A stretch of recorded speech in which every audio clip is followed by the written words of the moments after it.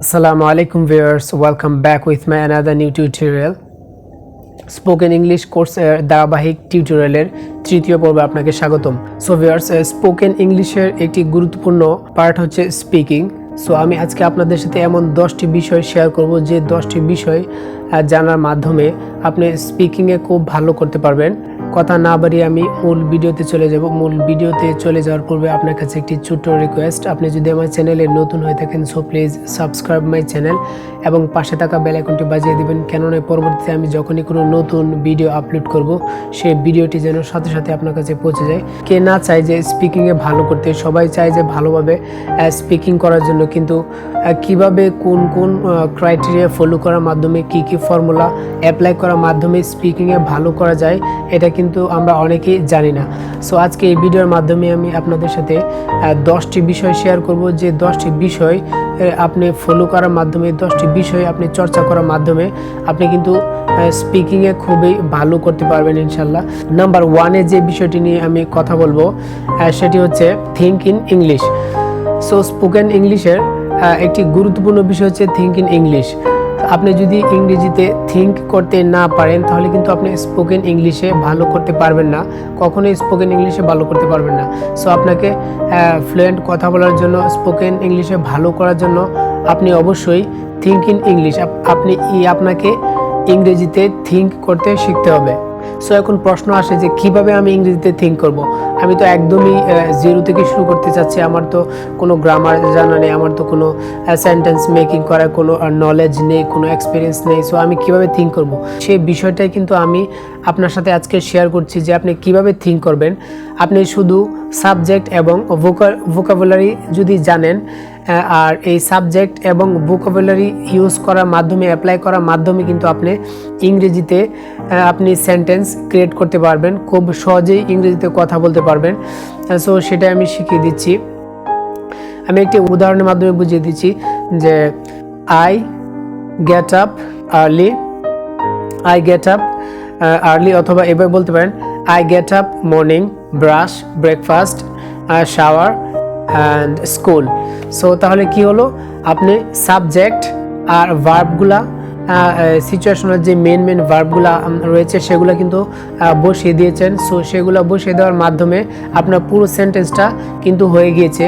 So যেমন আমি get up, আমি উঠি, ঘুম থেকে উঠি, আর্লি সকালে, অথবা মর্নিং বললেন, মর্নিং মানে আমি সকালে ঘুম থেকে উঠি, ব্রাশ মানে ব্রাশ করি, শাওয়ার গোসল করি, তারপর হচ্ছে ব্রেকফাস্ট নাস্তা করি, তারপরে স্কুলে যাই। মানে আপনি যখন একজন এক্সপিরিয়েন্সড, একজন ফরেনার অথবা যে ইংরেজি ভালো জানে, যে ইংরেজিতে ভালো দক্ষতা রাখে, তার সাথে যদি আপনি এইভাবে সাবজেক্ট এবং ওয়ার্ডগুলা প্লেস করার মাধ্যমে, সাবজেক্ট এবং ওয়ার্ডগুলা বসানোর মাধ্যমে যদি আপনি সেন্টেন্স মেক করেন, সেন্টেন্স ক্রিয়েট করেন, তখন কিন্তু উক্ত ব্যক্তি আপনি কি বোঝাতে চাচ্ছেন সেই বিষয়টা কিন্তু উক্ত ব্যক্তি বুঝতে পারবে। আপনার কোনো নলেজ নেই ইংরেজি সম্পর্কে, ইংরেজি শব্দ গঠন সম্পর্কে আপনার কোনো নলেজ নেই, এরপরে যদি আপনি এইভাবে আপনি সেন্টেন্স, ভার্ব এবং সাবজেক্টগুলো বসিয়ে এভাবে সেন্টেন্স ক্রিয়েট করতে শুরু করেন, একটা সময় কিন্তু আপনি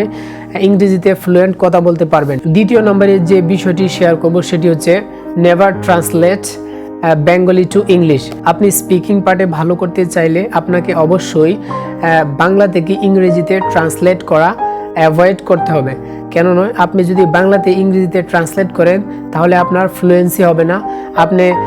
আপনি কিন্তু যে কোনো ক্রিটিক্যাল সিচুয়েশনে, কঠিন মুহূর্তে আপনি কিন্তু ইংরেজিতে কথা বলতে পারবেন না, আপনি থেমে যাবেন বারবার, অথবা আপনার ওয়ার্ড জেনারেট হবে না, আপনি কনফিডেন্ট লেভেল আপনার লো হয়ে যাবে। এভাবে অনেক রকম সমস্যা কিন্তু আপনার সামনে ফেস করতে হবে। You have to think in English. আপনাকে ইংরেজিতে যদি চিন্তা না করেন, ইংরেজিতে যদি থিঙ্কিং করতে শুরু না করেন, যদি বাংলাতে থিঙ্কিং করেন, তাহলে কিন্তু আপনাকে ওই প্রবলেমগুলো ফেস করতে হবে। সো অবশ্যই বুঝতে পেরেছেন যে থিঙ্ক ইন ইংলিশটা কতটুকু ইম্পর্ট্যান্ট স্পোকেন ইংলিশের স্পিকিং পার্টের জন্য। তৃতীয় নম্বরে যে বিষয়টি নিয়ে কথা বলবো সেটি হচ্ছে focus on what you want to সে।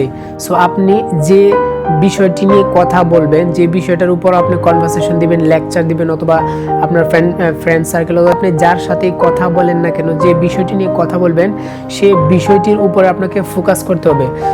যদি ফোকাস করতে পারেন তাহলে কিন্তু সেই বিষয়টা কি বোঝাতে চাচ্ছেন, অথবা আপনি কিভাবে ওই বিষয়টাকে এক্সপ্লেন করতে চাচ্ছেন, যদি আপনি ফোকাস না করেন তাহলে কিন্তু আপনি একটা সময় যে আপনাকে থেমে পড়বেন, আপনি ওইভাবে কন্টিনিউ করতে পারবেন না। সো আপনি যে বিষয়টা নিয়ে কথা বলবেন, যে বিষয়টার উপর লেকচার দিবেন, সেই বিষয়টার উপর আপনাকে ফোকাস করতে হবে। তো এইভাবে ফোকাস করার মাধ্যমে কিন্তু আপনি খুব সহজভাবে এবং সুন্দরভাবে কিন্তু স্পিকিং করতে পারবেন। চতুর্থ নম্বরে যে বিষয়টি নিয়ে কথা বলবো, be confident and remove fairness. আপনাকে কনফিডেন্ট হতে হবে এবং আপনার যে ভয়, এই ভয়টা, জড়তাটা কাটিয়ে উঠতে হবে। আর এটা কিভাবে কাটিয়ে উঠবেন আর কনফিডেন্ট লেভেলটা কিভাবে হাই করবেন সেটাই আমি বলে দিচ্ছি। আপনি যে বিষয়টি নিয়ে কথা বলবেন সেই বিষয়টা সম্পর্কে কিন্তু আপনাকে ভালো জ্ঞান থাকতে হবে। আর আপনার যদি ওই উক্ত বিষয়টা সম্পর্কে ভালো জ্ঞান ধারণা না থাকে তাহলে কিন্তু আপনি কনফিডেন্ট হতে পারবেন না। আমি একটা মোবাইলের স্পেসিফিকেশন অথবা একটা কম্পিউটার স্পেসিফিকেশন নিয়ে কথা বলছি।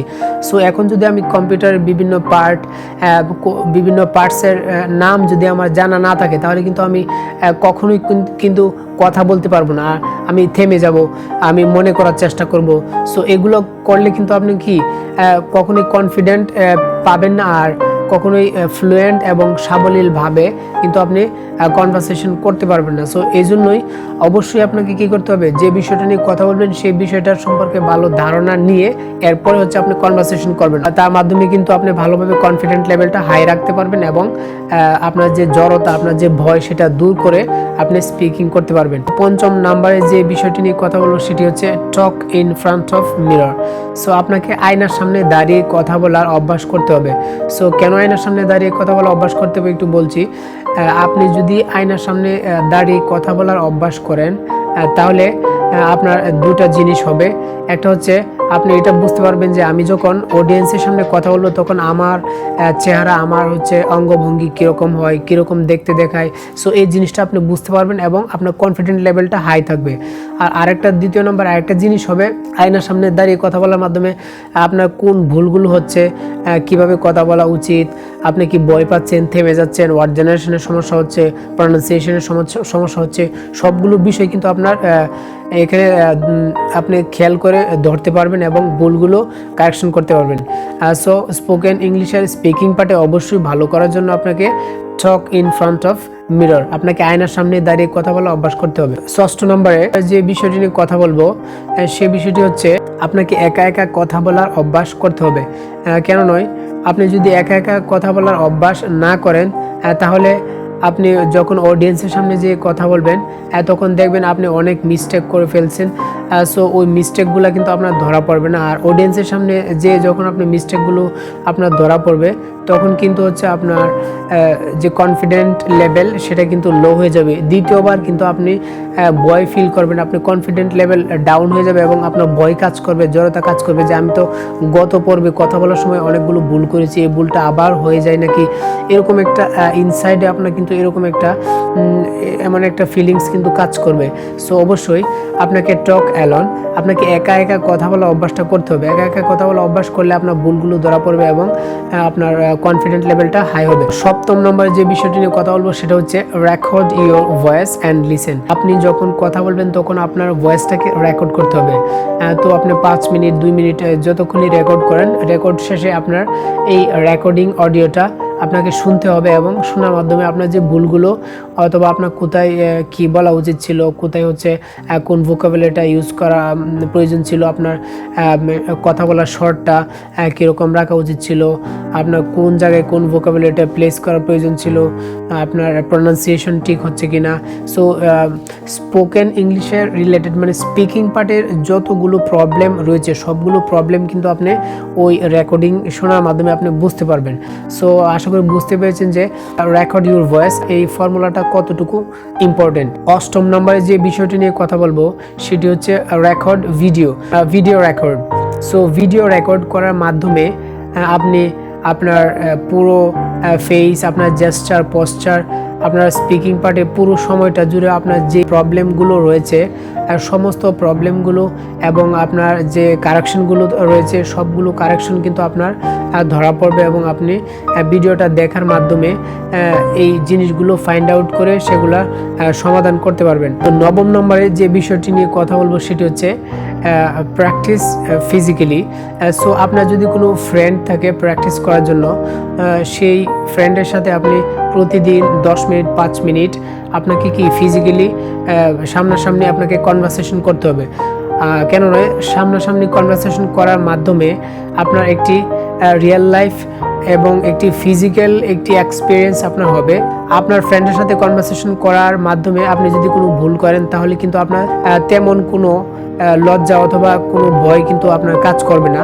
তো আপনি আপনার পরিচিত যে পার্টনারটা ফিজিক্যালি আপনি যার সাথে কনভারসেশন করবেন তার সাথে কনভারসেশন করার সময় যদি ভুল হয় তো খুব সহজেই সেই ভুলগুলো কারেকশন করতে পারবেন এবং এটা বুঝতে পারবেন যে আমি যখন অন্য একটি আননোন পার্সনের সাথে কথা বলবো তখন আমি আসলে কিভাবে বলবো আমার যে মেন্টালি সিচুয়েশন, আমার মেন্টালি যে কন্ডিশনটা, অথবা আমার হাঁটা চলা, কথা বলা, হাত নাড়ানোর ভঙ্গি, অথবা তার সাথে কথা বলা, পুরো সময়টা একটা রেকর্ডিং হয়ে কিন্তু আপনার থাকবে। আর এই যে এক্সপিরিয়েন্সটা আপনি গ্যাদার করবেন, এই এক্সপিরিয়েন্সটা কিন্তু ওই আননোন পার্সনের সাথে যখন কথা বলবেন তখন কিন্তু আপনার কনফিডেন্ট বাড়াতে সাহায্য করবে। কনফিডেন্ট যে ফর্মুলাটা রয়েছে সেই ফর্মুলাটার কথা বারবার বলছি এজন্যই যে স্পোকেন ইংলিশে স্পিকিং পার্টে স্পোকেন ইংলিশে আপনার কনফিডেন্ট যে ফর্মুলাটা রয়েছে এটা খুবই ইম্পর্টেন্ট।